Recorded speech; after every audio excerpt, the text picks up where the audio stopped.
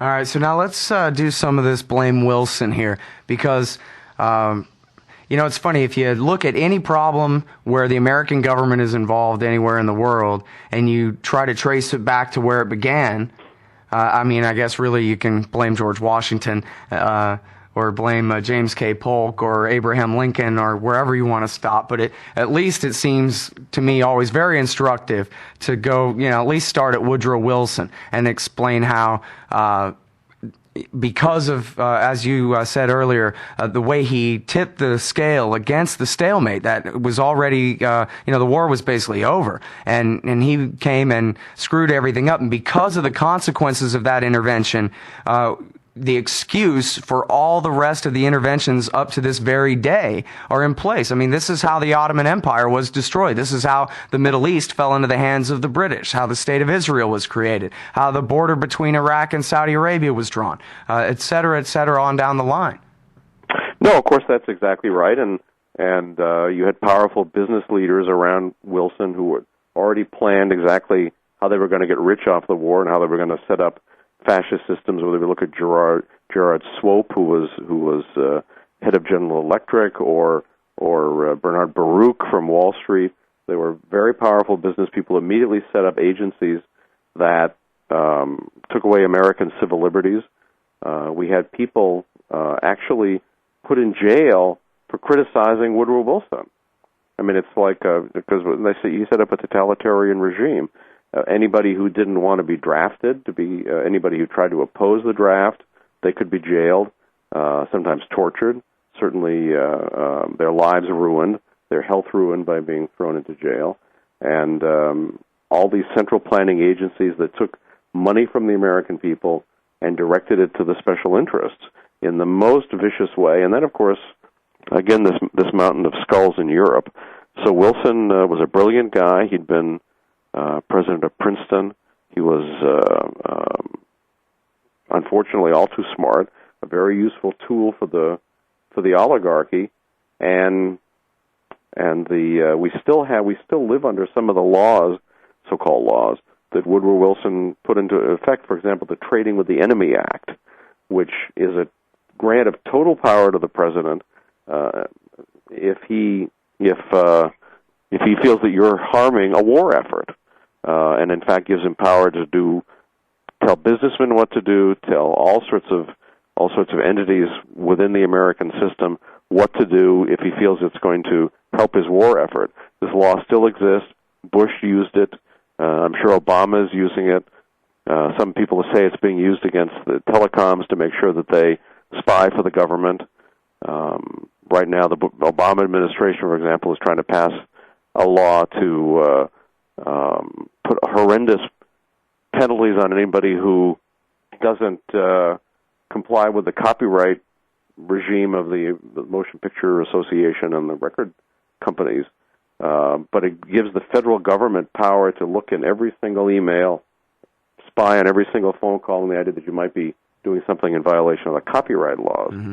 But all these sorts of things began on a systematic basis with Woodrow Wilson, and even though some of his economic regime, some of his central planning agencies were dismantled after the war, when Roosevelt came back into power, he put them all immediately back into operation. All the New Deal agencies copied what Woodrow Wilson had done, so we can think of the New Deal as being part two of Wilson's economic socialism and fascism. It's a combination of the two of them. Well, and, this is something that's so important to me about, it seems like a way to straighten out the kind of, all the fallacies that are built into the left-right thing, is to really focus on the convergence of the Woodrow Wilson progressives and what we now would just simply call fascism. And, of course, as you may know, my old radio name back in the day used to be Philip Drew, administrator. Have you ever read that book, Lew? I have read that book. That was written by Colonel House. You mentioned Edward Mandell House, who was the sort of the eminence grise of the Wilson administration. It's a dream of a fascist America, where the government has total power and where the bureaucracy runs everything. And this was written by Colonel House, who was the key powerful guy in the Wilson administration.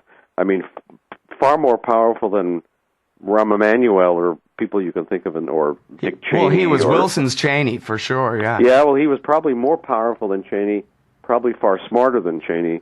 I don't know if he was any more evil than Cheney, but he was, he helped bring about the war.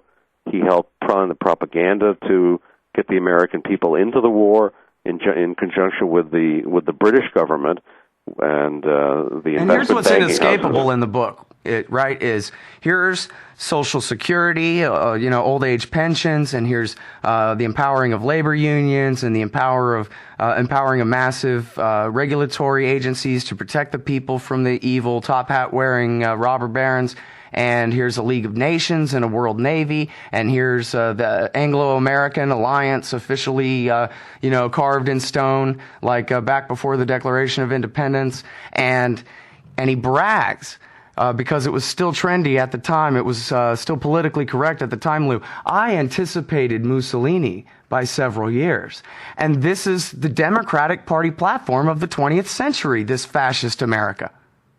Well, no, of course, it is, what is fascism? It's a regime that combines the corporate state. It's big business in league with big government, sometimes with big labor unions, although that's been less important in this country than it, say, has in European fascist regimes. And, Colonel House laid out the whole thing, but of course it didn't spring full-blown from his head.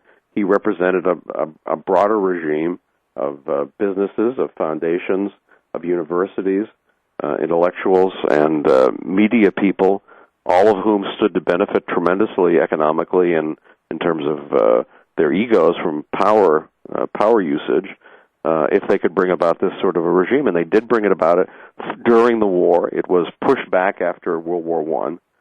And very interestingly, in the run-up to World War II, there was a commission established within the State Department to work with historians and other intellectuals to make sure that after World War II did not happen to them the horrific events that happened after World War I when the government shrunk. They had to make sure that the government would not shrink and that the war aims would never be criticized, because there was a magnificent period during the 1920s when there was a lot of criticism of the war aims of what were called the merchants of death, still a great phrase, the military-industrial complex of those days, who had promoted the war, who had made money off of it. There were congressional investigations, there were newspaper stories, and the Council on Foreign Relations and related groups and the State Department and the government wanted to make sure this would not happen again, and indeed it did not happen again. And we've had perpetual war ever since 1941. We are still in a state of war.